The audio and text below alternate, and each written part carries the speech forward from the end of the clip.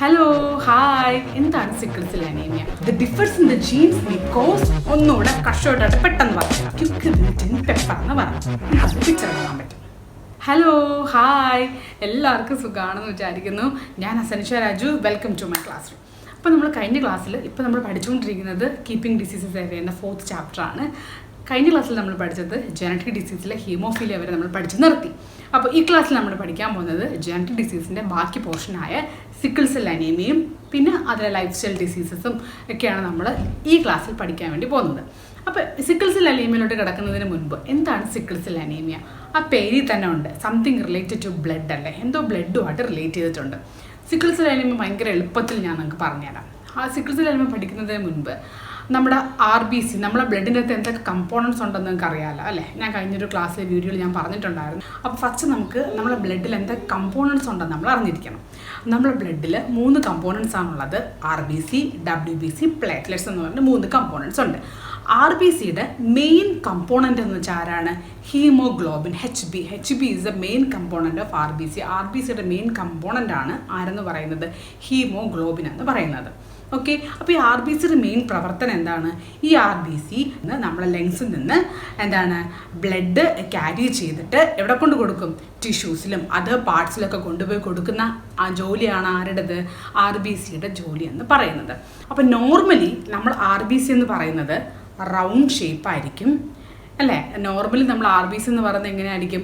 Round shape ആയിരിക്കും, ഭയങ്കര flexible ആയിരിക്കും, പ്രത്യേകിച്ച് കുഴപ്പങ്ങളൊന്നും. റൗണ്ട് ഷേപ്പ് ആയിരിക്കുമ്പോൾ കുഞ്ഞു കുഞ്ഞു ബ്ലഡ് വെസൽസിൽ കൂടെ ഭയങ്കര സ്മൂത്തായിട്ട് ബ്ലഡ് ഫ്ലോ കടന്നു പോകും. അതുപോലെ തന്നെ നമ്മളെ ബോഡിക്കകത്തും നമ്മളെ പല പാർട്സിലും ടിഷ്യൂസിലൊക്കെ ഓക്സിജൻ കറക്റ്റായിട്ട് എത്തിക്കും നോർമലി RBC ചെയ്യുന്ന ജോലി.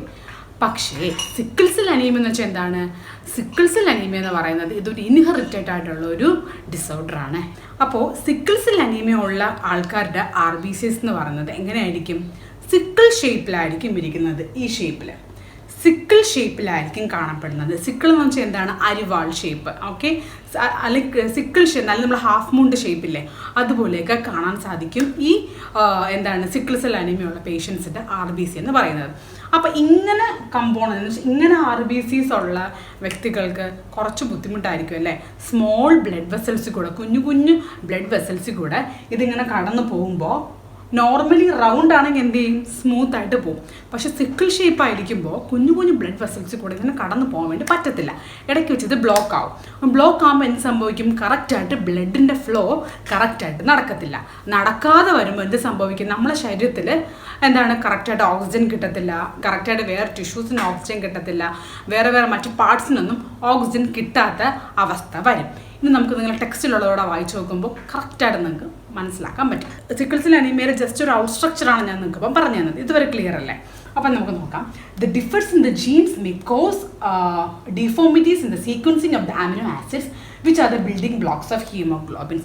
ഈ സിക്കിൾ സെൽ അനീമിയ എന്ന് പറയുന്നത് ജീനുകളുടെ കുറേ തകരാറുകൾ മൂലം ഉണ്ടാവുന്നതാണ് സിക്കിൾ സെൽ അനീമിയ എന്ന് പറയുന്നത്. ഞാൻ ആദ്യമേ പറഞ്ഞു നമ്മുടെ RBCയുടെ എന്താണ് മെയിൻ കമ്പോണൻ്റ് എന്ന് പറയുന്ന ആരാണ്? ഹീമോഗ്ലോബിൻ എന്ന് പറഞ്ഞു. ഹീമോഗ്ലോബിൻ്റെ ബിൽഡിംഗ് ബ്ലോക്സ് ആരാണ്? അമിനോ ആസിഡ്സ് ആണ് ഹീമോഗ്ലോബിൻ്റെ ബിൽഡിംഗ് ബ്ലോക്സ് എന്ന് പറയുന്നത്. ഓക്കെ, ഈ അമിനോ ആസിഡ്സ് സീക്വൻസ് ചെയ്തിരിക്കുന്ന രീതി തെറ്റിപ്പോയി, തകരാറിലായി. ഞാൻ വെറും ഒരു എക്സാമ്പിൾ മാത്രമാണ് പറയുന്നത്. ഇപ്പോൾ എക്സാമ്പിൾ നമ്മളെ കറക്റ്റ് അമിനോ ആസിഡ് സീക്വൻസ് ചെയ്യേണ്ടത് 1 2 3 4 എന്ന് വെച്ചോളൂ. പക്ഷേ in the case sickle cell അനീമിയയുടെ കേസിലാണെങ്കിൽ എന്താണ് 2 3 1 4 എന്ന് അവർ സീക്വൻസ് ചെയ്യും. അങ്ങനെ കോഡിങ് തെറ്റിപ്പോയി, അവർ ചെയ്ത കോഡ് മാറിപ്പോയി. അങ്ങനത്തെ കണ്ടീഷൻ ആകുമ്പോൾ എന്ത് സംഭവിക്കും? നമുക്ക് സിക്കിൾ സെൽ അനീമിയ ഉണ്ടാവും. അപ്പോൾ ഇത് ജീനുകൾക്കുണ്ടാകുന്ന തകരാറ് മൂലമാണ് ഇത് ഉണ്ടാകുന്നത്. പിന്നെ എന്താണ്? അമിനോ ആസിഡ്സ് കോഡ് ചെയ്തിരിക്കുന്നത്, സീക്വൻസിങ് ചെയ്തിരിക്കുന്നത് തെറ്റായ രീതിയിലാണ്. Also cos deformities in the sequencing of the amino acids. എന്താണ്? അമിനോ ആസിഡ്സിൻ്റെ സീക്വൻസിങ്ങിൽ ഉണ്ടാവുന്ന തകരാറ് മൂലം. ഈ അമിനോ ആസിഡ്സ് ആണ് ആരുടെ ബിൽഡിംഗ് ബ്ലോക്സ് എന്ന് പറയുന്നത്? ഹീമോഗ്ലോബിൻ്റെ ബിൽഡിംഗ് ബ്ലോക്സ് എന്ന് പറയുന്നത്. ഹീമോഗ്ലോബിൻ ആരുടെ മെയിൻ കമ്പോണൻ്റ് ആണ്? RBCയുടെ മെയിൻ കമ്പോണൻ്റ് ആണ്. ക്ലിയർ അല്ലേ? അപ്പോൾ ആസ് ദ റിസൾട്ട് ഇതിൻ്റെ ഫലമായിട്ട് the structure of haemoglobin changes. കാരണം എന്താണ്? അത് ഹീമോഗ്ലോബിൻ്റെ ബിൽഡിംഗ് ബ്ലോക്സ് എന്ന് പറഞ്ഞാൽ ആരാണ്? Amino acid. അപ്പോൾ അമിനോ ആസിഡ് കോഡ് ചെയ്ത് വെച്ചിരിക്കുന്നത്, സീക്വൻസ് ചെയ്ത് വെച്ചിരിക്കുന്നത് തെറ്റിപ്പോയി. അപ്പോൾ നോർമലി എന്ത് സംഭവിക്കുമ്പോൾ റൗണ്ടായിട്ട് വരേണ്ട ഹീമോഗ്ലോബിൻ എന്തായി മാറി? സിക്കിൾ ഷേപ്പിലായി മാറി. അപ്പോൾ ചേഞ്ചസ് സംഭവിക്കും. And this in the turn decrease in the oxygen carrying capacity. അങ്ങനെ വരുമ്പോൾ എന്ത് ചെയ്യും? നമുക്ക് ഓക്സിജൻ്റെ നമ്മളെ ബോഡിക്കകത്ത് ഓക്സിജൻ ക്യാരി ചെയ്യേണ്ട കപ്പാസിറ്റി കുറയും. ഞാൻ ഇതാണ് വളരെ വ്യക്തമായിട്ട് തുടക്കത്തിൽ നിങ്ങൾക്ക് പറഞ്ഞു തന്നത്. അപ്പോൾ നമ്മളത് പറഞ്ഞിട്ടുണ്ട്, നമ്മൾ ചേഞ്ചസ് നോക്കാൻ വേണ്ടി നമ്മളടുത്ത് പറഞ്ഞിട്ടുണ്ട്. അപ്പോൾ ചേഞ്ചസ് നമുക്ക് നോക്കാം. ചേഞ്ചസ് എന്തുവാണ്? The changes occurred in the structure of hemoglobin in the RBCs. Normally round ആയിരിക്കും, ഞാൻ പറഞ്ഞു റൗണ്ട് ആയിരിക്കും, ഭയങ്കര ഫ്ലെക്സിബിൾ ആയിരിക്കും. പക്ഷേ സിക്കിൾ ഷേപ്പ് ആയിരിക്കും. എന്തായിരിക്കും? റെഡ് ബ്ലഡ് സെൽസ് എന്ന് പറയുന്ന ബെഞ്ചിലേക്ക് സിക്കിൾ, ഒരു RBC എന്ത് ഷേപ്പിലായി മാറും? സിക്കിൾ ഷേപ്പിലായി മാറും. സിക്കിൾ എന്ന് വെച്ചാൽ അരിവാൾ ഷേപ്പിലായി മാറും. The oxygen carrying capacity of the red blood cells decreases. RBCയുടെ ഓക്സിജൻ ക്യാരിങ് കപ്പാസിറ്റി കുറയുന്നു. കാരണം എന്തുവാണ്? അത് റൗണ്ടായി ഇരിക്കുമ്പോൾ ഇങ്ങനെ ഇരിക്കുന്ന ഒരുപാട് ഓക്സിജൻ ഓക്കുപൈ ചെയ്യാൻ പറ്റും. പക്ഷെ ഇങ്ങനെ സിക്കിൾ ഷേപ്പിലായിട്ടിരിക്കുന്ന എന്താണ്? സിക്കിൾ ഷേപ്പിലായി ഇരിക്കുന്ന RBCസിന് ഒരുപാട് ഓക്സിജൻ ക്യാരി ചെയ്യാൻ പറ്റത്തുമില്ല. പിന്നെ എന്താണ്? കുഞ്ഞു കുഞ്ഞു സ്മോൾ വെസൽസ് കുഞ്ഞു കുഞ്ഞു സ്മോൾ ബ്ലഡ് വെസൽസ് വരുമ്പോൾ ഇത് അവിടെ പോയി ഇത് ബ്ലോക്ക് ചെയ്ത് ഇരിക്കേണ്ട സാധ്യത ഉണ്ട്. The sickle shaped RBC get collected in the blood cells and block the flow of blood in them. ഞാൻ ആദ്യമേ പറഞ്ഞു, സിക്കിൾ ഷേപ്ഡ് ആയിട്ടുള്ള RBCക്ക് കുഞ്ഞു കുഞ്ഞു സ്മോൾ ബ്ലഡ് വെസൽസിൽ കൂടെ കടന്നു പോകാൻ പറ്റില്ല. പറ്റാതെ വരുമ്പോൾ എന്ത് സംഭവിക്കുന്നു? അവിടെ ബ്ലോക്ക് ആവുന്നു. കറക്റ്റായിട്ട് ഓക്സിജൻ ഒന്നും ടിഷ്യൂസിനും പല വേറെ ബോഡി ഓർഗൻസിനൊന്നും കിട്ടാതെ വരുന്നു. അങ്ങനെയുള്ള കണ്ടീഷന് നമ്മൾ പറയുന്ന പേരാണ് സിക്കിൾ സെൽ അനീമിയ. ഇതൊരു ക്ലിയർ ആയോ? ഒന്നുകൂടെ കഷ്ടമായിട്ട് പെട്ടെന്ന് പറഞ്ഞുതരാം. ഇപ്പോഴേ പഠിച്ചോളേ, ഇപ്പോഴേ പഠിച്ചു പോവാം. അപ്പോൾ സിക്കിൾ സെൽ അനീമിയ എന്ന് പറഞ്ഞാൽ എന്താണ്? വേറെ ഒന്നുമില്ല. നോർമലി RBC എന്ന് പറഞ്ഞാൽ എന്താണ്? റൗണ്ട് ആയിരിക്കും, ഫ്ലെക്സിബിൾ ആയിരിക്കും. പക്ഷേ സിക്കിൾ സെൽ അനീമിയയുടെ കേസിലാകുമ്പോൾ എന്താണ്? സിക്കിൾ ഷേപ്പ് ആയിരിക്കും. സിക്കിൾ ഷേപ്പ് എന്ന് വെച്ചാൽ എന്താണ്? അരിവാൾ ഷേപ്പിലായിരിക്കും. നോർമലി റൗണ്ട് ഉള്ള RBC ആയിരിക്കുമ്പോൾ ഒരുപാട് ഓക്സിജൻ ഒക്കുപൈ ചെയ്യാൻ പറ്റും. പക്ഷേ സിക്കിളായിട്ടിരിക്കുന്ന RBCസിന് ഒരുപാട് ഓക്സിജൻ ഒന്നും ഒക്കുപൈ ചെയ്യാൻ പറ്റത്തില്ല. അതുകൊണ്ട് തന്നെയാണ് ഇത് കുഞ്ഞു കുഞ്ഞു സ്മോൾ ബ്ലഡ് വെസൽസ് കൂടെ ഒക്കെ പോകുമ്പോൾ അത് ചെന്ന് ബ്ലോക്ക് ചെയ്ത് നിൽക്കുകയും ചെയ്യും. പിന്നെ എന്താണ്? കറക്റ്റായിട്ട് മറ്റ് ടിഷ്യൂസിലോ ഓർഗൻസിനൊന്നും ഈ സിക്കിളായിട്ടിരിക്കുന്ന RBCസിന് കറക്റ്റ് ഓക്സിജൻ എത്തിക്കാൻ വേണ്ടി പറ്റത്തില്ല. പിന്നെ ഇത് എങ്ങനെയാണ് ഈ HBക്ക് എങ്ങനെയാണ് ഈ RBC സിക്കിൾ ഷേപ്പായി മാറുന്നത്? എങ്ങനെയാണ്? ജീനുകളുടെ തകരാറുകൾ മൂലമാണ് ഇത് ഉണ്ടാവുന്നത്. എന്താണ്? ഹീമോഗ്ലോബിൻ്റെ ബിൽഡിംഗ് ബ്ലോക്സ് എന്ന് പറയുന്നത് ആരാണ്? അമിനോ ആസിഡ്സ് ആണ് ഹീമോഗ്ലോബിൻ്റെ ബിൽഡിംഗ് ബ്ലോക്സ് എന്ന് പറയുന്നത്. അപ്പോൾ ആ അമിനോ ആസിഡ്സ് സീക്വൻസ് ചെയ്ത് വെച്ചിരിക്കുന്നത്, കോഡ് ചെയ്ത് വെച്ചിരിക്കുന്നത് തെറ്റിപ്പോയി. അത് കാരണമാണ് എന്ത് സംഭവിക്കുന്നത്? ഹീമോഗ്ലോബിൻ്റെ സ്ട്രക്ചറിൽ വ്യത്യാസം ഉണ്ടാവുന്നു. അതുകൊണ്ടാണ് സിക്കിൾ ഷേപ്പായിട്ട് RBCs മാറുന്നത്. എളുപ്പമല്ലേ? പഠിച്ചു കഴിഞ്ഞു. നമ്മൾ സിക്കിൾ സെൽ അനീമിയയും പഠിച്ചു കഴിഞ്ഞു. അപ്പോൾ ദയവ് നിങ്ങൾ ടെക്സ്റ്റ് ബുക്ക് തുറന്നു വയ്ക്കുക. നിങ്ങൾക്ക് സ്ക്രീനിൽ ക്ലിയർ ആയിട്ട് കാണണമെന്നില്ല.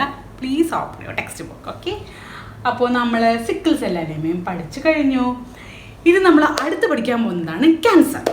എന്താണ് ക്യാൻസർ? നമുക്ക് നോക്കാം എന്താണ് ക്യാൻസർ എന്ന്. Cancer is caused by the uncontrolled division of cells and their spread to other tissues. First നമ്മൾ ക്യാൻസറെ കുറിച്ച് പഠിക്കുന്നതിന് മുൻപ് ഒരു കാര്യം മനസ്സിലാക്കിയിരിക്കുക. ക്യാൻസർ നമ്മുടെ ശരീരത്തിൽ ഏത് സെൽസിനെ വേണമെങ്കിലും അഫക്റ്റ് ചെയ്യാം. ഈ അഫക്റ്റ് ചെയ്യുന്ന സെൽസ് എന്താ ചെയ്യുന്നതെന്ന് വെച്ചാൽ കൺട്രോൾ ചെയ്യാൻ പറ്റാത്ത രീതിയിലുള്ള ഡിവിഷൻസ് ആയിരിക്കും, മൾട്ടിപ്ലിക്കേഷൻ ആയിരിക്കും സംഭവിക്കുന്നത്. അത് ആ സെല്ല് മാത്രമാണോ മൾട്ടിപ്ലൈ ചെയ്യുന്നത്? അല്ല, അത് സ്പ്രെഡ് ചെയ്ത് കഴിഞ്ഞാൽ, അത് മൾട്ടിപ്ലിക്കേഷൻ ചെയ്ത് കഴിഞ്ഞാൽ ഇത് വേറെ പല പാർട്സിനെയും ഒക്കെ ചെന്ന് എഫക്റ്റ് ചെയ്യും. ഓക്കെ, ഇത് വേറെ ചില പാർട്സിനേക്ക് എഫക്റ്റ് ചെയ്യും. എന്തൊക്കെയായിരിക്കും ക്യാൻസറിൻ്റെ കോസസ് എന്ന് പറയുന്നത്? പല കോസസും ഉണ്ടായിരിക്കാം. ലൈഫ് സ്റ്റൈൽ ആയിരിക്കാം, എൻവയോൺമെൻറ്റൽ ഫാക്ടേഴ്സ് ആയിരിക്കാം, ഒക്കുപേഷണൽ ഫാക്ടേഴ്സ് ആയിരിക്കാം. പിന്നെ എന്തൊക്കെയാണ്? റേഡിയേഷൻ മൂലമായിരിക്കാം. പിന്നെ എന്താണ്? ചില ജോബിൻ്റെ ഒക്കുപേഷണൽ എക്സ്പോഷർ, ഞാൻ ഓൾറെഡി പറഞ്ഞു, ഒക്കുപേഷണൽ എക്സ്പോഷർ നമ്മൾ ഈ ആസ്ബസ്റ്റോസ് ഒക്കെ ഫാക്ടറീസിലൊക്കെ വർക്ക് ചെയ്യുന്നവർക്ക് അങ്ങനെ പല കാരണങ്ങൾ മൂലം നമുക്ക് ക്യാൻസർ ഉണ്ടാവാം. ഇന്ന കാരണം മൂലമാണ് ക്യാൻസർ ഉണ്ടാവുന്നതെന്ന് പറഞ്ഞിട്ട് നമുക്ക് ഇതുവരെയും അങ്ങനെ ഒരു കറക്റ്റായിട്ട് നമുക്ക് പറയാൻ പറ്റത്തില്ല. പിന്നെ വേറൊരു കാര്യം വെച്ചാൽ മെയിൻ കാരണം എന്താണ്? അതായത് നമുക്ക് ഹെറിറ്ററി ആയിട്ടും വരാം. ഇപ്പം അമ്മയ്ക്കും അച്ഛനൊക്കെ ക്യാൻസർ ഉണ്ട്, അങ്ങനെയാണെങ്കിൽ ചിലപ്പോൾ 50-50 ചാൻസ് വേണമെങ്കിൽ നമുക്കും കിട്ടും. അങ്ങനെ ഒരു ഇതുകൂടെ ഉണ്ട്. അപ്പോൾ നമുക്ക് നോക്കാം. ദിസ് മേ ഡ്യൂ ടു, നമുക്ക് എന്തൊക്കെ കാരണങ്ങൾ മൂലമാണ്? നമ്മൾ എൻവയോൺമെൻറ്റൽ ഫാക്ടേഴ്സ് കാരണം, സ്മോക്കിംഗ് കാരണം, റേഡിയേഷൻസ് കാരണം, വൈറസ് കാരണം, ഹെറിറ്ററി ഫാക്ടേഴ്സ് കാരണം. ഇനി കുറേ കാരണങ്ങളുണ്ട്. അതൊക്കെ മൂലമാണ് എന്തുണ്ടാവുന്നത്? ക്യാൻസർ എന്ന ഡിസീസ് ഉണ്ടാകുന്നത്. The disease may become complicated with the spread of cancer cell to the other parts of the body through the blood and lymph. Blood വഴിയും ലിംഫ് വഴിയും ഇത് വേറെ പാർട്സിലുള്ള ബോഡി പാർട്സിലൊക്കെ എത്തുമ്പോഴാണ് ഈ ഡിസീസ് കോംപ്ലിക്കേറ്റഡ് ആയി മാറുന്നത്. നിങ്ങൾക്ക് അർത്ഥം മനസ്സിലായോ? The disease may become complicated. ചിലപ്പോൾ ഈ ഡിസീസ് കോംപ്ലിക്കേറ്റഡ് ആവും. എങ്ങനെ? With the spread of the cancer cells to the other parts of the body through the blood and lymph. Blood വഴിയും ലിംഫ് വഴിയും വേറെ ബോഡിയുടെ വേറെ ചില പാർട്സിലൊക്കെ എത്തിച്ചേരുമ്പോഴൊക്കെയാണ്. അപ്പോൾ അവിടെ ഉള്ളതിന് എഫക്റ്റ് ചെയ്യത്തില്ല.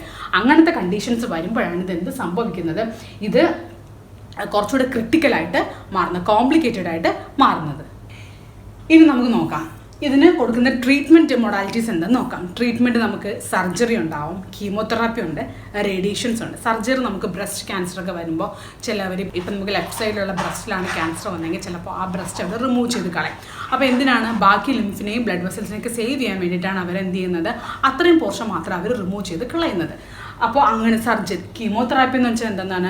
കുറേ mixture of combination of drug തെറാപ്പിയാണ്. കുറേ ഡ്രഗ് തെറാപ്പി കൊണ്ട് അവർ ചെയ്യുന്ന ട്രീറ്റ്മെൻറ്റാണ് നമ്മൾ കീമോതെറാപ്പി എന്ന് പറയുന്നത്. റേഡിയേഷൻ നിങ്ങൾക്ക് അറിയാം. റേഡിയേഷൻ കൊടുക്കുന്നതിലൂടെ ആ സെൽസിനെ ഡിസ്ട്രോയ് ചെയ്ത് മൾട്ടിപ്ലിക്കേഷൻ ചെയ്യുന്ന സെൽസിനെ ഡിസ്ട്രോയ് ചെയ്ത് കളയാൻ വേണ്ടി സഹായിക്കുന്നതാണ് റേഡിയേഷൻ തെറാപ്പി. സെയിം അല്ല, കീമോതെറാപ്പിയും ഉദ്ദേശിക്കുന്നത് ഇത് തന്നെയാണ്.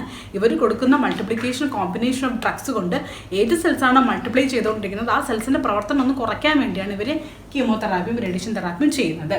R extensively use in the treatment of cancer. ഇതൊക്കെയാണ് എന്താണ് ഇപ്പോൾ ക്യാൻസറിന് കൂടുതലായിട്ട് യൂസ് ചെയ്യുന്നത്. As the recovery of the disease is difficult if it's become severe, and early diagnosis of the disease is a crucial in the treatment of cancer. പറയുന്നത് വെച്ചാൽ നമ്മൾ ഇത് ബിക്കം സിവിയർ സ്റ്റേജ് ആയിക്കഴിഞ്ഞാൽ നമുക്കൊന്നും ചെയ്യാൻ പറ്റത്തില്ല. ഏർലി സ്റ്റേജൊക്കെ ആണെങ്കിൽ നമുക്കൊരു വിധം കൺട്രോൾ ചെയ്ത് നിർത്താനൊക്കെ പറ്റും. ഈ ക്യാൻസർ തന്നെ കുറേ സ്റ്റേജസ് ഉണ്ട്. സ്റ്റേജ് 1, സ്റ്റേജ് 2, സ്റ്റേജ് 3, സ്റ്റേജ് 4 എന്ന് പറഞ്ഞിട്ട് കുറച്ച് സ്റ്റേജസ് ഉണ്ട്. അപ്പോൾ നിങ്ങൾക്കിപ്പോൾ അതൊന്നും പഠിക്കാനില്ല. ഇത്ര മാത്രമേ നിങ്ങൾക്ക് പഠിക്കാനായിട്ട് ഉള്ളൂ.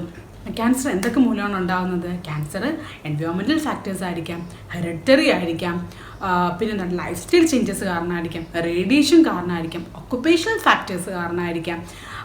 പല കാരണങ്ങൾ കൊണ്ട് നമുക്ക് ക്യാൻസർ ഉണ്ടാകും. ക്യാൻസർ ഉണ്ടായാൽ എന്ത് സംഭവിക്കും? നമ്മൾ അൺകൺട്രോൾഡ് ഡിവിഷനായിരിക്കും നമ്മുടെ സെൽസിൽ ഉണ്ടാകുന്നത്. ഈ ക്യാൻസർ ബ്ലഡ് വഴിയും ലിംഫ് വഴിയൊക്കെ വേറെ പല പാർട്സിലൊക്കെ ചെന്ന് എഫക്റ്റ് ചെയ്യേണ്ട സാധ്യത കൂടുതലാണ്. ക്യാൻസർ വരുന്ന വ്യക്തിക്ക് നമ്മൾ എന്ത് ട്രീറ്റ്മെൻറ്റ് മൊഡാലിറ്റീസ് ആണ് പ്രൊവൈഡ് ചെയ്യുന്നത്?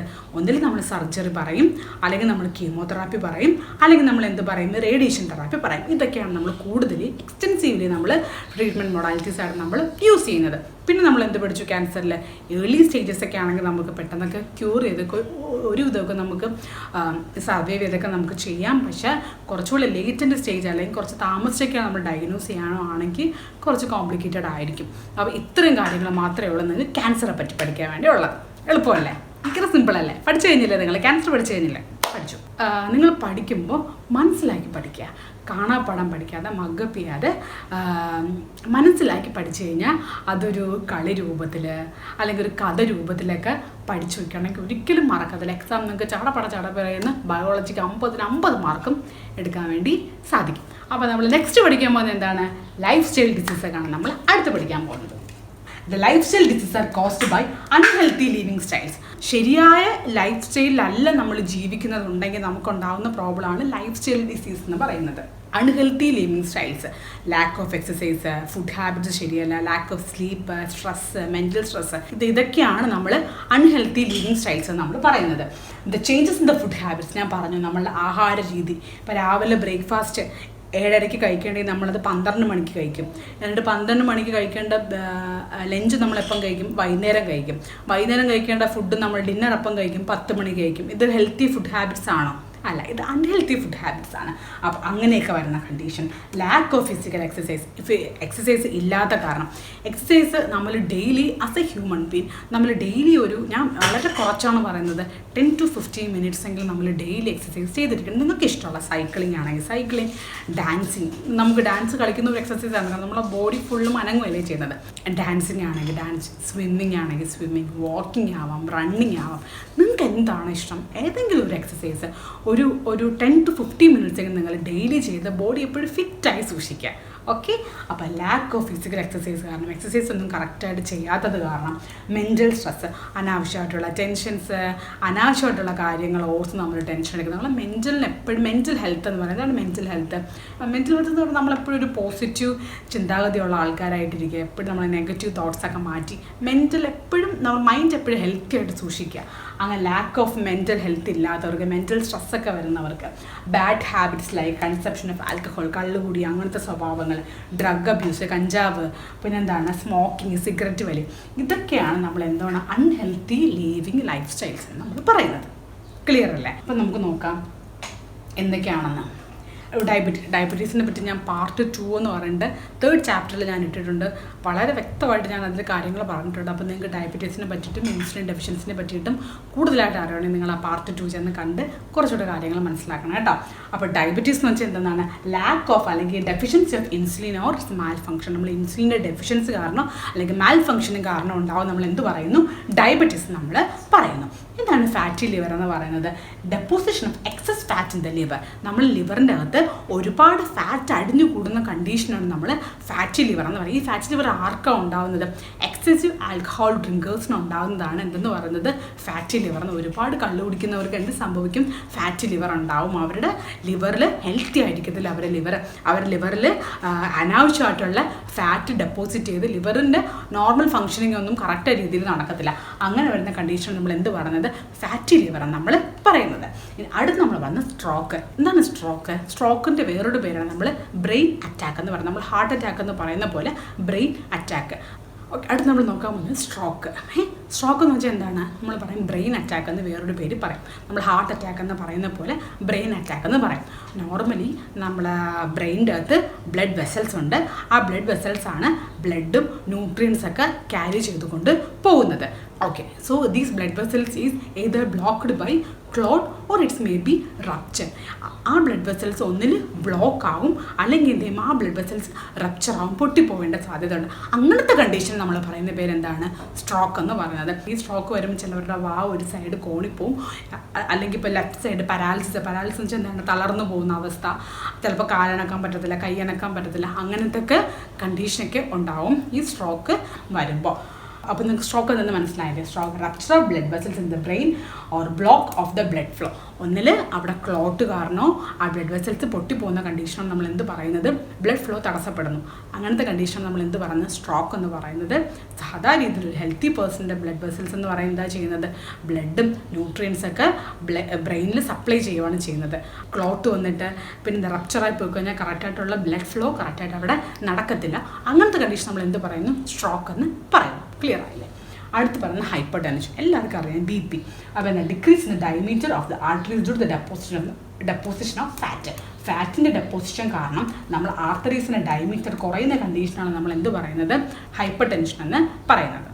ഓക്കെ, അതിൻ്റെ ഹൈപ്പർ ടെൻഷൻ എന്ന് വെച്ചാൽ decrease in the diameter of the arteries due to the deposition of the fat. ഫാറ്റിൻ്റെ ഡെപ്പോസിഷൻ കാരണം ആർട്ടറീസിൻ്റെ ഡയമീറ്റർ കുറയുന്ന കണ്ടീഷനാണ് നമ്മൾ എന്തെന്ന് പറയുന്നത്? ഹൈപ്പർ ടെൻഷൻ എന്ന് പറയുന്നത്. അടുത്തെന്താണ്? Heart attack. നമ്മൾ നേരത്തെ ബ്രെയിൻ അറ്റാക്ക് പോലെ അടുത്തെന്താണ്? Heart attack. ഹാർട്ടിനെ അഫക്റ്റ് ചെയ്യുന്നത് നമ്മൾ ഹാർട്ട് അറ്റാക്ക് എന്ന് പറയുന്നത്. The block of blood flow due to the deposition of fats in the coronary arteries which carry the blood to the heart. ഹാർട്ടിൽ കൊറോണറി ആർട്ടറീസ് എന്ന് പറയുന്ന ഒരു ആർട്ടറി ഉണ്ട്, മെയിൻ ആർട്ടറിയാണ്. ഈ കൊറോണറി ആർട്ടറിയാണ് നമ്മുടെ ഹാർട്ടിൽ ബ്ലഡ് ക്യാരി ചെയ്തുകൊണ്ട് പോകുന്നത്. ആ ആർട്ടറീസിൽ ഫാറ്റിൻ്റെ ഡെപ്പോസിഷൻ കാരണം അവിടെ ഒരു ബ്ലോക്ക് സംഭവിക്കുന്നു. ബ്ലോക്ക് വരുമ്പോൾ എന്ത് സംഭവിക്കും? കറക്റ്റായിട്ട് ബ്ലഡിൻ്റെ ഫ്ലോ കറക്റ്റായിട്ട് നടക്കത്തില്ല. ഒരു എക്സാമ്പിൾ, നിങ്ങളൊരു കുഞ്ഞ് PVC പൈപ്പ് എടുക്കുക, ചെറിയൊരു പൈപ്പ് എന്തെങ്കിലും എടുക്കുക, അല്ലെങ്കിൽ ട്യൂബോ സ്ട്രോയോ എന്തെങ്കിലും ഒന്ന് എടുക്കുക. അതിൻ്റെ സാധാരണ രീതിയിൽ നിങ്ങൾ വെള്ളം ഒന്ന് ഒഴിച്ചു നോക്കുക. അപ്പോൾ സുഖമായിട്ട് വെള്ളം എന്താ സ്ട്രോ വഴി താഴോട്ട് പോകും. പക്ഷേ ആ സ്ട്രോയിൻ്റെ താഴെയോ ആ സ്ട്രോയിൻ്റെ സെൻറ്ററിൽ എന്തെങ്കിലും ഒരു കല്ലോ ചെറിയൊരു മുത്തോ എന്തെങ്കിലും നിങ്ങൾ വച്ച് നോക്കിയിട്ട് ആ സെയിം ഫോഴ്സിൽ നിങ്ങൾ വെള്ളം ഒഴിച്ചു കൊടുത്താൽ ആ വെള്ളം നേരത്തെ ഒഴുകിയതുപോലെ കറക്റ്റായിട്ട് വരുമോ? കറക്റ്റായിട്ട് വരത്തില്ല. കാരണം എന്താണ്? അവിടെ ഒരു ബ്ലോക്ക് അവിടെയുണ്ട്. അപ്പോൾ ഇതിൻ്റെ ബ്ലോക്ക് എന്ന് വെച്ചാൽ എന്താണ്? Fat, deposition of fat. ആ ഫാറ്റ് അതിൻ്റെ അകത്തിരുന്നിട്ട് അടഞ്ഞ് അതൊരു ഉണ്ടയായിട്ട് മാറും, അല്ലെങ്കിൽ ഒരു ക്ലോട്ടായിട്ട് മാറും. അങ്ങനത്തെ കണ്ടീഷനാണല്ലോ നമ്മൾ എന്ത് പറയുന്നത്? ഹാർട്ട് അറ്റാക്ക് എന്ന് പറയുന്നത്. അപ്പോൾ നമ്മൾ ലൈഫ് സ്റ്റൈൽ പഠിച്ചു. ലൈഫ് സ്റ്റൈലിൽ നമ്മൾ ഡയബറ്റീസ് പഠിച്ചു, ഫാറ്റ് ലിവർ പഠിച്ചു, സ്ട്രോക്ക് പഠിച്ചു, ഹൈപ്പർ ടെൻഷൻ പഠിച്ചു, പിന്നെ നമ്മൾ എന്ത് പഠിച്ചു? ഹാർട്ട് അറ്റാക്ക് പഠിച്ചു. എന്തെങ്കിലും ഡൗട്ട് ഉണ്ടോ? ക്ലിയർ അല്ലേ? അപ്പോൾ ഇതിൽ നിങ്ങൾക്ക് കുറച്ച് അൺനോണായിട്ടുള്ള കുറച്ച് പരിചയമില്ലാത്ത കുറച്ച് വാക്കുകൾ പറയുന്നുണ്ട്. അല്ലെങ്കിൽ സ്ട്രോക്ക് ഞാൻ ഓൾറെഡി പറഞ്ഞു. ലങ് ക്യാൻസർ എന്താണ്? ലങ്ങിനുണ്ടാകുന്ന ക്യാൻസർ നമ്മൾ ലങ് ക്യാൻസർ എന്ന് പറയുന്നു. എന്താണ് ബ്രോങ്കൈറ്റിസ്? ബ്രോങ്കൈറ്റിസ് എന്ന് പറഞ്ഞാൽ നമ്മളെ ലങ്സിൽ കാണുന്നില്ലേ, ലങ്സ്, നമ്മളെ ഈ ലങ്സിൽ ബ്രോങ്കിയുണ്ട്, ബ്രോങ്ക്സ് ഉണ്ട്, ബ്രോങ്കിയൽ ട്യൂബ്സ് ഉണ്ട്, അങ്ങനെ പറഞ്ഞാൽ കുറേ പാർട്സ് ഉണ്ട്. അപ്പോൾ ആ ബ്രോങ്കിയൽ ട്യൂബ്സിലുണ്ടാകുന്ന ഇൻഫ്ലമേഷൻ നമ്മൾ പറയുന്ന പേരാണ് എന്താണ് പറയുന്നത്? ബ്രോങ്കൈറ്റിസ്. ഈ ഐറ്റിസ് വരുന്നില്ല, ITIS, ഏത് പേരിൻ്റെ ലാസ്റ്റ് വന്നാലും അത് നമ്മൾ പറയുന്നത് ഇൻഫ്ലമേഷൻ എന്നാണ്. ഐറ്റിസ് എന്ന് വെച്ചാൽ അർത്ഥം എന്താണ്? ഇൻഫ്ലമേഷൻ.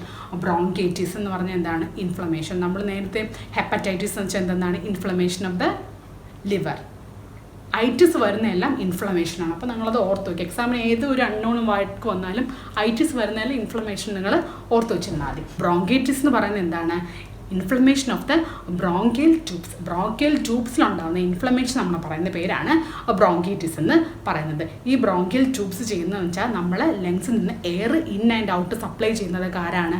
ബ്രോങ്കിയൽ ട്യൂബ്സ് ആണ് ചെയ്യുന്നത്. അപ്പോൾ എംഫൈസിയമ എന്ന് വെച്ചാൽ നമ്മളെ ലങ്സിൻ്റെ അകത്തുള്ള എയർ സാക്സ് കംപ്ലീറ്റ് ഡാമേജ്ഡ് ആവും, അല്ലെങ്കിൽ എൻലാർജ് ആവും. അപ്പം നമുക്ക് എന്ത് ചെയ്യും? ഷോർട്ട്നെസ് ഓഫ് ദ ബ്രത്ത്, നമുക്ക് ശ്വാസം കിട്ടാൻ ഒരു തടസ്സം പോലെ ഫീൽ ചെയ്യും. അങ്ങനത്തെ കണ്ടീഷൻ നമ്മൾ എന്ത് പറയുന്നത്? എംഫൈസിയമ എന്ന് പറയുന്നത്. നിങ്ങൾക്ക് ഒരു അൺനോൺ വേർഡ് ആയതുകൊണ്ട് ഞാൻ നിങ്ങൾക്ക് പറഞ്ഞു തന്നേ ഉള്ളൂ. എന്താണ് എംഫൈസിയം എന്ന് വെച്ചാൽ നമ്മളെ ലങ്സിൻ്റെ അകത്തുള്ള എയർ സാക്സ് ഡാമേജ് ആവുകയോ അല്ലെങ്കിൽ അത് എൻലാർജ് ആവുകയോ ചെയ്യുന്ന കണ്ടീഷൻ ആവുമ്പോൾ നമുക്കെന്ത് സംഭവിക്കുന്നു? ഷോർട്ട്നെസ് ഓഫ് ദ ബ്രത്ത്, നമുക്ക് ശ്വാസം കിട്ടാത്തൊരു കണ്ടീഷനായിരുന്നു. അങ്ങനത്തെ കണ്ടീഷൻ നമ്മൾ പറയുന്ന പേരെന്താണ്? എംഫൈസിയമ നമ്മൾ പറയുന്നു. ബാക്കിയൊക്കെ നിങ്ങൾക്ക് അറിയാവുന്ന കാര്യങ്ങളാണ്. അപ്പോൾ അടുത്ത് നമ്മൾ നോക്കാൻ പോകുന്നത് അനിമൽ ഡിസീസിനെ പറ്റിയിട്ടാണ്. നമ്മൾ എക്സ് നോക്കാൻ പോകുന്നത്. അപ്പോൾ അനിമൽ ഡിസീസിൽ പറയുന്നത് വെച്ചാൽ not only the human beings but animals also affected by the disease. മനുഷ്യന്മാരിൽ മാത്രമല്ല അസുഖങ്ങളുണ്ടാവുന്നത്, അപ്പോൾ നമ്മൾ മൃഗങ്ങൾക്കും അസുഖങ്ങളുണ്ടാവാനുണ്ട്. അപ്പോൾ നമുക്ക് നോക്കാം ഡിസീസസ്. ആന്ത്രാക്സ് പോലുള്ള രോഗങ്ങൾ. ആന്ത്രാക്സ് എന്ന് പറയുന്നത് ഒരു ബാക്ടീരിയൽ ഡിസീസാണ്. ഈ ആന്ത്രാക്സ് കോസ് ചെയ്യുന്നത് spore forming bacteria bacillus anthracis എന്ന് പറഞ്ഞിട്ട് ഒരു ബാക്ടീരിയ ആണിത് കോസ് ചെയ്യുന്നത്. എന്താണ്? സ്പോർ ഫോമിങ് ആയിട്ടുള്ള ബാക്ടീരിയ ബാസിലസ് ആന്ത്രാസിസ് എന്ന് പറഞ്ഞിട്ടുള്ള ഒരു ബാക്ടീരിയ ആണ് ഈ ആന്ത്രാസ് ഫോം ചെയ്യുന്നത്. അടുത്ത ഇൻഫ്ലമേഷൻ ഓഫ് അഡർ എന്ന് വെച്ചാൽ എന്താണ്? നമുക്ക് അഡർ എന്ന് വെച്ചാൽ നമ്മൾ പശു പാല് തരുന്നില്ലേ, ആ ഭാഗത്തിന് നമ്മൾ പറഞ്ഞ പേരാണ് അഡർ നമ്മൾ പറയുന്നത്. അടുത്ത ഫൂട്ട് ആൻഡ് മൗത്ത് ഡിസീസൊക്കെ ഉണ്ടാകുന്നത് വൈറസ് മൂലമാണ് നമ്മളെ മൃഗങ്ങൾക്ക് ഫൂട്ട് ആൻഡ് മൗത്ത് ഡിസീസസ് ഒക്കെ ഉണ്ടാകുന്നത്. അപ്പോൾ ഇത്രയേ ഉള്ളൂ നമ്മൾ അനിമൽസിൽ പഠിക്കുന്നത്. അടുത്ത പ്ലാന്റ് ഡിസീസ് പറയുന്നുണ്ട്. കുറേ നിങ്ങൾക്ക് അറിഞ്ഞുകൂടാത്ത വാക്കുകളൊക്കെ പറയുന്നുണ്ട്, നമുക്ക് നോക്കാം. Pathogen bacteria, blight disease in paddy and wilt disease in brinjal. Blight disease എന്ന് വെച്ചാൽ എന്താണ്? browning and death of the plant tissue such as leaves, branches. അത് എന്ന് വെച്ചാൽ നമ്മളുടെ ഇലകളിൽ അത് ബ്രൗൺ കളർ ആവുകയും എന്താണ് അതിൻ്റെ അകത്തുള്ള ടിഷ്യൂസൊക്കെ ഡെത്തായി പോകുന്ന കണ്ടീഷനൊക്കെ നമ്മൾ എന്ത് പറയുന്നത്? ബ്ലൈറ്റ് ഡിസീസ് എന്ന് പറയുന്നത്. വിൽറ്റ് ഡിസീസ് എന്ന് പറയുന്നതും സെയിം അത് തന്നെയാണ്. ഈ ഇലകളൊക്കെ ഉണങ്ങി ഇങ്ങനെ ഒരുമാതിരി വാടി തൂങ്ങി ബ്രൗൺ കളറിൽ വാടി തൂങ്ങി കിടക്കുന്ന കണ്ടീഷനാണ് നമ്മൾ എന്ത് പറയുന്നത്? വിൽറ്റ് ഡിസീസ് എന്ന് പറയും. നിങ്ങൾക്ക് ഇപ്പോൾ ബ്ലൈറ്റ് ഡിസീസിൻ്റെ ഒരു പിക്ചർ ഇപ്പോൾ ഇതിൽ കാണാം. ഇതാണ് ബ്ലൈറ്റ് ഡിസീസ് എന്ന് പറയുന്നത്. നെക്സ്റ്റ് നമുക്ക് വിൽറ്റ് ഡിസീസിൻ്റെ പിക്ചർ കാണിക്കാം. നമ്മൾ ഇങ്ങനത്തെ കണ്ടീഷനാണ് നമ്മൾ വിൽറ്റ് ഡിസീസ് എന്നും പറയുന്നത്. അപ്പോൾ നെക്സ്റ്റ് നോക്കാൻ പറ്റുന്ന വൈറസാണ്. വൈറസിൽ നമ്മൾ നോക്കുന്നത് mosaic disease in peas and tobacco. നമ്മുടെ മൊസാക്ക് ഡിസീസ് എന്ന് പറയുന്നത് ഈ നമ്മൾ ലീവ്സ് ഇല്ലേ, ഇലകൾ, ആ ഇലകൾ moulded with white, yellow or dark green കളറിൽ അത് ആ ഇല മോൾഡ് ചെയ്ത് മാറപ്പെടുന്ന കണ്ടീഷനാണ് നമ്മൾ മൊസാക്ക് ഡിസീസ് എന്ന് പറയുന്നത്. എന്ന് വെച്ചാൽ ആ ഇലകളുടെ പുറത്ത് വെള്ള കളറിലെ പാടുകൾ, യെല്ലോ കളറിലെ പാടുകൾ, അങ്ങനത്തെ കാണുന്ന കണ്ടീഷനാണ് നമ്മൾ മൊസാക്ക് ഡിസീസ് എന്ന് പറയുന്നത്. നിങ്ങൾക്കിപ്പോൾ പിക്ചർ കാണാൻ പറ്റും മൊസാക്ക് ഡിസീസിൻ്റെ. ഇതാണ് മൊസാക്ക് ഡിസീസ് പറയുന്നത്. അടുത്ത് നമ്മൾ നോക്കാൻ പോകുന്നത് ബഞ്ചി ടോപ്പ് ഓഫ് ബനാന ആണ്. Bunchy top of banana cause ചെയ്യുന്നത് ബഞ്ചി ടോപ്പ് വൈറസ് ആണ് ഇത് കോസ് ചെയ്യുന്നത്. ഇത് കോസ് ചെയ്യുന്നത് ഒരു ബ്ലാക്ക് കളറിലുള്ള ഇൻസെക്റ്റ് ഉണ്ട്, ഒരു കറുത്തൊരു പ്രാണിയാണ് ഇത് കോസ് ചെയ്യുന്നത്. ആ പ്രാണീനെ പറയുന്ന പേരാണ് ബനാന ആഫിഡ്. എന്താണ്? ആ പ്രാണീനെ ബ്ലാക്ക് കളറുള്ള ഇൻസെക്റ്റാണ് ഈ bunchy top of banana cause ചെയ്യുന്നത്. ബഞ്ചി ടോപ്പ് ഓഫ് വൈറസ് എന്നാണ് നമ്മൾ പറയുന്നത്. ബ്ലാക്ക് കളർ ഇൻസെക്റ്റ് ആണത്. അത് കോസ് ചെയ്യുന്നത് നമ്മൾ പേരെന്ത് പറയും? ബനാന ആഫിഡ് നമ്മൾ പറയും. അടുത്ത് നമ്മൾ നോക്കാൻ പോകുന്നത് fungus. Quick wilt in pepper. Quick wilt in pepper എന്ന് പറഞ്ഞാൽ നമ്മൾ കുരുമുളകില്ലേ, കുരുമുളകിൻ്റെ ഇലകൾ നോക്കുമ്പോൾ സെൻറ്ററിൽ ബ്ലാക്ക് കളറിൽ റൗണ്ട് സ്പോട്ട് പോലെ കാണാൻ പറ്റും. കട്ട കറുത്ത കളറിൽ ചുറ്റും ഇങ്ങനെ റൗണ്ട് പോലെ, അല്ലെങ്കിൽ ഒറ്റ ഇലയിൽ അല്ലെങ്കിൽ ഒന്നായിരിക്കും, അല്ലെങ്കിൽ ഒന്നിലധികമായിരിക്കും. അങ്ങനത്തെ റൗണ്ട് കളറിലൊക്കെ നമുക്ക് കാണാൻ പറ്റുന്നതാണ് നമ്മൾ എന്ത് പറയുന്നത്? ക്വിക്ക് വിൽറ്റിൻ പെപ്പർ എന്ന് പറയുന്നത്. നിങ്ങൾക്ക് അതിൻ്റെ പിക്ചർ കാണാൻ പറ്റും. കണ്ടോ, പിക്ചർ കണ്ടോ? ഇതാണ് ക്യുക്ക് വിൽറ്റൻ പെപ്പർ എന്ന് പറയുന്നത്. ഓക്കെ, നെക്സ്റ്റ് പറയുന്നത് bud root of coconut. Coconut എടുക്കുമ്പോൾ തേങ്ങയിലുണ്ടാകുന്ന മാറ്റങ്ങളാണ് ഞങ്ങൾ ബഡ് റൂട്ട് ഓഫ് കോക്കനട്ട് എന്ന് പറയുന്നത്. അപ്പോൾ ഇത്രയേ ഉള്ളൂ നമ്മൾ എന്താണ് പ്ലാന്റിൽ വരുന്ന അസുഖം എന്നുള്ളത് നമ്മൾ പറയുന്നത്. എളുപ്പമല്ലേ? അപ്പോൾ ഇത്രയേ ഉള്ളൂ നമ്മളെ പ്ലാന്റ് ഡിസീസ്. അപ്പോൾ ഇതോടുകൂടി നമ്മൾ 4th ചാപ്റ്റർ നമ്മൾ ഫിനിഷ് ചെയ്ത് കഴിഞ്ഞു. ഈ 4th ചാപ്റ്ററിൽ എന്തെങ്കിലും ഡൗട്ട് ഉണ്ടെങ്കിൽ തീർച്ചയായിട്ടും നിങ്ങൾ കമൻറ്റ് ബോക്സിൽ അറിയിക്കുക. നിങ്ങൾ ഷെയർ ചെയ്ത് കൊടുക്കാൻ മറക്കരുത്. പിന്നെ എന്തായാലും കമൻറ്റ് അറിയിക്കണം. ക്ലാസ് കഴിഞ്ഞതിന് ശേഷം ഫോൺ ഓഫ് ചെയ്ത് വെച്ച് പോവല്ലേ, കമൻറ്റ് എന്തായാലും അറിയിക്കണം. നിങ്ങളുടെ ഓരോ കമൻറ്റും എനിക്ക് ഭയങ്കര വിലപ്പെട്ടതാണ്. ഞാനത് കേൾക്കുമ്പോൾ ഭയങ്കര സന്തോഷവതിയാണ് നിങ്ങളെ കമൻറ്റുകൾ കാണുമ്പോൾ. സോ ലൈക്ക് ചെയ്യുക, ഷെയർ ചെയ്യുക, സബ്സ്ക്രൈബ് ചെയ്യുക. So till then, take care. Bye-bye.